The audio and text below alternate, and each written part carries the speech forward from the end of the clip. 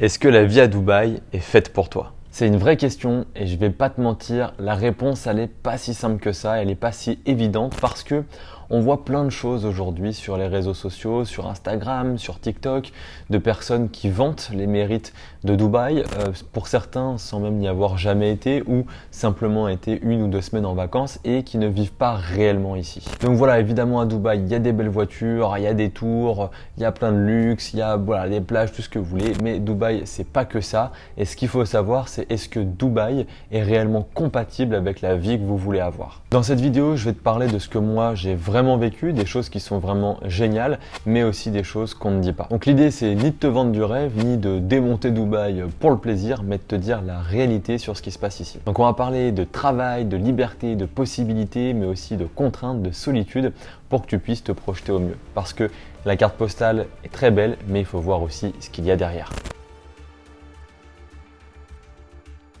Quand tu arrives à Dubaï, déjà, il y a un truc qui te frappe tout de suite, c'est que c'est propre, c'est safe, c'est moderne et la ville ne dort jamais. Tu as vraiment l'impression que quand tu arrives ici, tout est possible. Voilà, tout est ouvert tout le temps, toujours des gens qui sont en train de bouger, de faire du business, etc. Donc, tu as vraiment l'impression que voilà, quand tu viens par exemple de la France où à 19h quasiment tout est fermé, quand tu arrives ici, tu te dis ok, il y a vraiment d'autres choses, il y a un autre monde qui existe et il y a d'autres possibilités en fait. Et puis il faut le dire aussi, ici tu peux vraiment bien gagner ta vie puisque tu n'as pas d'impôt sur le revenu. Donc que tu sois entrepreneur ou salarié, si tu es entrepreneur, tu payes quasiment 0 taxe, du moins bien moins que si tu étais en France ou en Europe. Et puis si tu es salarié, les salaires ici sont bien plus élevés qu'en France. Par exemple, j'ai une connaissance qui travaille dans une boîte du CAC 40, qui travaille ici, je ne citerai pas l'entreprise, mais dans une très bonne boîte aussi, et elle a fait x3 sur son salaire.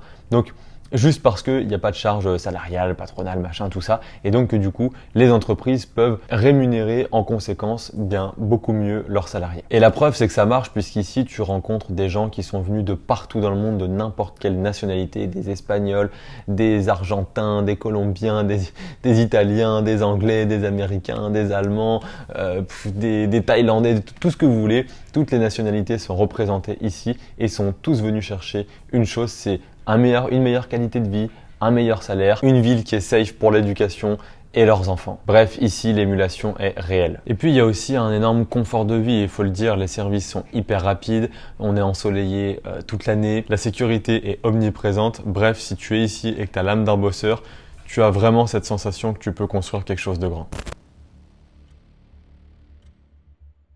Donc, est-ce que c'est vraiment fait pour tout le monde? Et c'est là que la réflexion, elle commence. Parce que Dubaï, c'est aussi un environnement qui est exigeant et on va se mentir, c'est pas la France. Sur les points positifs, comme sur les points qui peuvent être négatifs. Déjà, les codes sont différents et tu dois t'adapter. Tu es dans un pays musulman avec ses règles, ses coutumes et surtout un cadre légal bien à part. Alors, pour moi, c'est pas insurmontable, mais il faut le savoir. Et honnêtement, ici, le rythme, il est vraiment intense, surtout pour les salariés, parce qu'à la limite, quand tu es à ton compte, bon, c'est toi qui gères comme tu veux, même si tu es quand même vraiment entouré de personnes qui veulent avancer, aller vite, etc.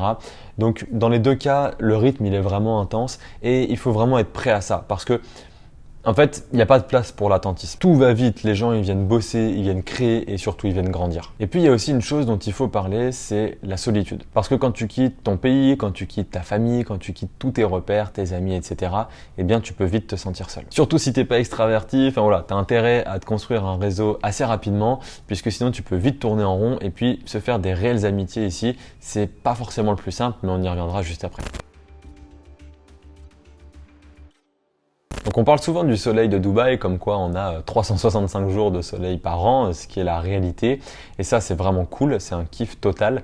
Mais l'été, c'est complètement différent. Juillet, août, il fait 45 degrés à l'ombre, si ce n'est plus. Les températures redescendent que très peu le soir, donc tu vis clairement à l'intérieur, tu vis dans la clim. Voilà, tu peux avoir l'impression un petit peu de vivre dans un four. Et donc si tu aimes la nature, les randos, etc., parce qu'il y en a plein aux alentours de Dubaï, c'est clairement pas ici que tu vas t'épanouir, en tout cas à cette période-là. Après, il y a quand même la possibilité d'aller à la plage, à la piscine, mais c'est vrai qu'il fait rapidement chaud, Après voilà, ça dépend de chaque personne. Et c'est un point que j'ai remarqué, mais cette chaleur, elle fatigue quand même un peu, dans le sens où ça peut avoir un impact, le fait de moins sortir de chez soi, d'être moins dans son jardin, sur la terrasse, de moins un petit peu marcher dehors, se promener, etc. Même si Dubaï, c'est pas une ville où on se promène beaucoup, on est beaucoup dehors, ben justement quand on peut vraiment plus le faire parce qu'il fait trop chaud, ne pas pouvoir manger en terrasse, etc. C'est vrai que au bout d'un certain temps, ça peut peser. Donc ici, tu gagnes bien ta vie, c'est vrai. Tu as la possibilité de vivre avec pas grand-chose, entre guillemets, si vraiment tu tires à fond et que tu te dis, bah, de toute façon, je gagne rien en France, je veux partir à Dubaï pour tenter de gagner plus, de faire un truc, etc. Donc tu as déjà l'habitude de te restreindre. Ok, c'est faisable. Mais la vie est quand même chère ici. Voilà, il faut le dire. Si tu veux un bon appartement, pas trop mal placé, c'est vite 2 à 3 000 euros si vous êtes plusieurs, etc. Tu as aussi les frais d'agence à payer. Tu as peut-être, en fonction du quartier dans lequel tu es, le devoir de payer plusieurs mois d'avance ton loyer. Donc ça peut être aussi une grosse sortie. Les écoles, si tu as des enfants, c'est privé, donc c'est encore payant. Tu as besoin aussi d'une assurance santé. Donc c'est à ta charge. Les restos, les sorties, les activités, la vie sociale, bref, tout coûte de l'argent à Dubaï. Et puis, il y a une sorte ici de pression sociale implicite. Alors ça touche ou pas en fonction des personnes. Il y en a qui que ça les touche, ils veulent toujours avoir la plus belle voiture, la plus belle maison, vivre dans le meilleur quartier, etc. Parce qu'il est vrai, quand tu rencontres quelqu'un, la première question qu'il va te poser, c'est dans quel quartier tu habites. Et voilà, ça définit un petit peu combien tu gagnes, qui tu es dans l'échelle sociale, etc. Voilà. Il y a des personnes pour qui c'est important, d'autres qui s'en foutent complètement. Moi personnellement, je m'en tape complet. Mais voilà, c'est vrai qu'on peut ressentir un petit peu cette pression sociale ici. Donc oui, tu peux vraiment t'organiser, vivre simplement avec un budget ultra serré si tu as envie d'économiser ou tout simplement que tu n'as pas les moyens de faire autre chose. Mais ce qu'il faut savoir, c'est que la moyenne est assez élevée. Voilà. Donc c'est possible d'être en dessous, c'est possible de vivre avec pas grand chose entre guillemets. Mais c'est vrai que la moyenne est quand même assez élevée. Ça, c'est une réalité. C'est peut-être aussi parce que le pays est jeune et donc du coup, il y a peu de personnes qui ont vraiment eu la possibilité, en fait, tout simplement, de passer leur vie ici. Mais les gens, ils viennent pour travailler, pour construire un business, développer leurs finances, etc. Et puis après, ils repartent. C'est-à-dire qu'il y a peu de gens qui font vraiment toute leur vie à Dubaï. Déjà, premièrement, puisque c'est un pays dans lequel tu ne peux pas devenir citoyen, donc tu ne peux pas obtenir la nationalité émirati, sauf cas spécifique, mais on ne peut pas l'avoir. Donc tant que tu travailles, que tu as un visa, etc., voilà, c'est ok.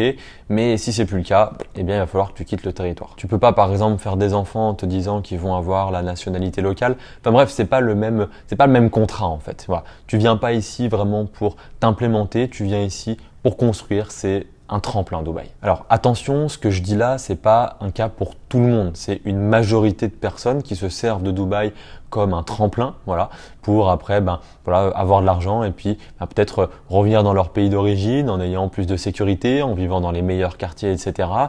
Ou alors, il y a aussi des personnes qui restent réellement à Dubaï. Voilà, je connais des gens, ça fait plus de 15 ans qui sont ici et il n'y en a pas que un, il y en a beaucoup, il y a beaucoup de gens comme ça, mais c'est clair que c'est pas la majorité. Donc, est-ce que Dubaï c'est fait pour toi? Eh bien, en fait, il suffit simplement de se poser les bonnes questions. Est-ce que déjà tu es capable de te réinventer dans un endroit qui est complètement différent? Est-ce que tu as une ambition professionnelle qui est très claire? Est-ce que tu es prêt à vivre un petit peu en dehors du système que tu as connu, sans sécurité sociale et sans droit acquis? Puisque, comme on le disait, même si ici, tu as les mêmes bénéfices que tu peux avoir en France avec une assurance santé, être 100% pris en charge, etc. Eh bien, il faut tout financer et donc bien gérer son budget. Voilà. Donc, est-ce que tu es prêt à faire ça? Et puis surtout, est-ce que tu es prêt à vraiment venir ici et te dire que tout sera différent de ce que tu as connu d'avant? Si la réponse est oui, alors franchement, Dubaï, c'est vraiment un accélérateur sur tous les niveaux, que ce soit au niveau professionnel, au niveau du business, au niveau des personnes que tu rencontres. Mais si tu cherches vraiment de la stabilité, des relations un peu plus long terme, un train de vie un peu plus simple, où tu viens et tu te dis, voilà, tranquille, mollo mollo, on y va à notre rythme, on est juste venu là pour chiller, pour profiter de la vie. Réfléchis-y bien puisque je pense pas que ce soit le meilleur endroit. Donc conclusion, la vie à Dubaï, c'est pas un conte de fées comme beaucoup veulent le faire croire. tout va vite, il faut vraiment s'adapter. Voilà, c'est pas reposant, on va dire, de vivre ici. Mais voilà, il faut le prendre pour ce qu'il est. C'est une expérience qui est vraiment intense, qui va te faire gagner du temps et qui va te faire grandir. Et donc, ça demande une énergie, une grande clarté d'esprit et puis surtout une stratégie long terme. Si tu souhaites t'expatrier à Dubaï et être accompagné dans ton expatriation, je t'ai mis un lien sous cette vidéo que tu peux remplir et moi ou un membre de mon équipe reviendront vers toi directement pour t'expliquer comment est-ce qu'on peut t'accompagner dans ton projet d'expatriation. Merci d'avoir regardé cette vidéo, pense à t'abonner si ce n'est pas déjà fait et puis sinon je te dis à bientôt dans une prochaine vidéo.